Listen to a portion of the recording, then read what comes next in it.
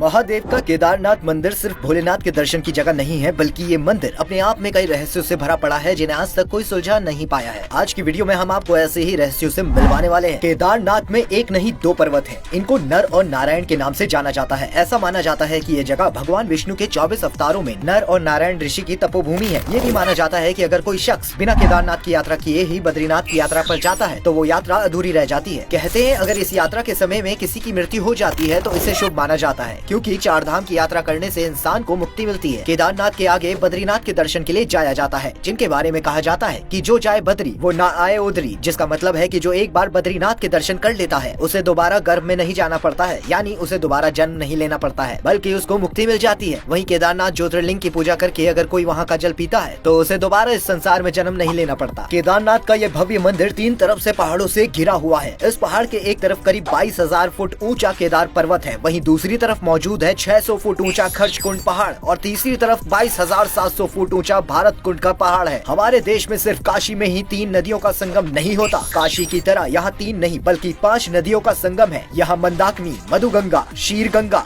सरस्वती और स्वर्ण गौरी आकार एक दूसरे से मिलती है। कई नदियाँ अब विलुप्त हो चुकी है, लेकिन अलकनंदा की सहायक नदी मंदाकिनी आज भी मौजूद है, जिसके किनारे केदारनाथ मंदिर है। जिसकी खास बात है कि यहाँ सर्दियों में बेहिसाब बर्फ पड़ती है और गर्मियों में बारिश होती है। ये मंदिर 6 फुट ऊंचे चबूतरे पर बना हुआ है। केदारनाथ के मुख्य भाग में मंडप और गर्भगृह के चारों तरफ परिक्रमा पथ भी बना हुआ है। मंदिर के सामने वाले हिस्से में बने हुए आंगन में नंदी बैल, जो भगवान शिव की सवारी है, उनकी एक विशाल मूर्ति है। मंदिर में प्रवेश से पहले उनके नंदी के दर्शन करने से मनोकामनाएं पूरी होती हैं। केदारनाथ का मुख्य मंदिर सबसे पहले पांडवों ने बनवाया था, लेकिन समय के साथ ये मंदिर धीरे धीरे लुप्त हो गया, जिसके बाद इस मंदिर का निर्माण 508 ईसा पूर्व में जन्मे आदि शंकराचार्य ने करवाया था। इस मंदिर के पीछे ही उनकी समाधि भी बनी हुई है। कहा जाता है कि इस मंदिर का गर्भगृह आज भी वही है जिसे पांडवों ने बनवाया था। वहीं मालवा के राजा भोज ने 10वीं शताब्दी में इसका मेंटेनेंस करवाया था। ये तो आपने जान लिया कि इस मंदिर को पांडवों ने बनवाया, लेकिन उन्हें ऐसा क्यों करना पड़ गया, इसके पीछे की भी वजह भी जान लीजिए। दरअसल महाभारत युद्ध में जीतने के बाद पांडवों को ऐसा लगा कि उन्होंने अपने भाइयों की हत्या की है और अब उन्हें इस पाप से मुक्ति पानी होगी। पाप से मुक्त होने और प्रायश्चित करने के लिए उन्होंने ये उपाय सोचा, जिसके बाद पांडव भगवान शिव को खोजते हुए हिमालय के पहाड़ों में पहुंच गए, लेकिन फिर भी भोलेनाथ ने उन्हें दर्शन नहीं दिए और अंतर्ध्यान होकर केदार पर्वत में चले गए। लेकिन पांडव भी हार मानने वाले नहीं थे और वे सब केदार पहुंच गए। जब भगवान शिव को ये बात पता चली तो उन्होंने बैल का भेष ले लिया और वहाँ भटक रहे गाय बैल के साथ खड़े हो गए ताकि उन्हें कोई पहचान ना पाए, लेकिन ऐसा हुआ नहीं। इसके बाद भी पांडवों ने उन्हें पहचान लिया। भगवान शिव ये देखकर पांडवों से प्रसन्न हो गए और उन्हें दर्शन देकर सभी पापों से मुक्त कर दिया। कहा यह भी जाता है कि जब भगवान शिव बैल के रूप में अंतर्ध्यान हुए थे तो उनके धड़ के ऊपर का हिस्सा नेपाल के काठमांडू में जाकर प्रकट हुआ, जहाँ पशुपतिनाथ का मंदिर बना हुआ है। साथ ही उनकी भुजाएं तुंगनाथ में, मुख रुद्रनाथ में, उनकी जटाएं कल्पेश्वर में प्रकट हुई। केदारनाथ मंदिर के द्वार दीपावली के दूसरे दिन बंद कर दिए जाते हैं। 6 महीने तक मंदिर के अंदर दीपक जलता रहता है। वहीं मंदिर के पुरोहित मंदिर पट बंद करके भगवान के विग्रह और दंडी को 6 महीने के लिए पहाड़ के नीचे ऊखी मठ में ले जाते हैं। 6 महीने बाद मंदिर के कपाट खुलते हैं, तब केदारनाथ यात्रा शुरू होती है। इन 6 महीनों तक मंदिर के अंदर और आसपास किसी के भी आ जाने पर पाबंदी होती है, लेकिन सबसे बड़ा रहस्य है 6 महीनों तक दीपक का जले रहना। साथ ही साथ मंदिर के अंदर वैसे ही सफाई मिलती है जैसे छोड़कर गए थे। 16 जून 2013 की तबाही को कौन भूल सकता है। प्रकृति के इस जल प्रलय में से भी बड़ी बड़ी इमारतें, रास्ते, पहाड़, पेड़ सब ताश के पत्तों की तरह पानी में बह गए, लेकिन केदारनाथ मंदिर का एक पत्थर तक नहीं हिला। सबसे आश्चर्य की बात ये थी कि जब मंदिर के पीछे की पहाड़ी से तेज पानी के बहाव के साथ एक बेहद बड़ी चट्टान भी लुढ़कती हुई आई, लेकिन मंदिर के आसपास आते ही वह पीछे ही रुक गई, जिसके बाद पीछे से आने वाला पानी 2 रास्तों में बट गया और मंदिर और भी ज्यादा सेफ हो गया। लेकिन इस प्रलय में हजारों लोगों की जान चली गई और ना जाने कितने लोग लापता हो गए। इस आपदा के बाद केदारनाथ मंदिर जाने का रास्ता 3 किलोमीटर बढ़ गया है। इससे पहले भक्तों को गौरीकुंड तक जाने में 14 किलोमीटर का रास्ता पैदल तय करना पड़ता था, लेकिन अब रास्ते खराब हो जाने की वजह से लोगों को 17 किलोमीटर तक चलकर जाना पड़ता है। यहाँ जाने के लिए घोड़े और खच्चर पर बैठकर भी आप जा सकते हैं। क्या आपको केदारनाथ धाम के बारे में ये बातें पता थी? हमें कमेंट करके जरूर बताएं। हर हर महादेव।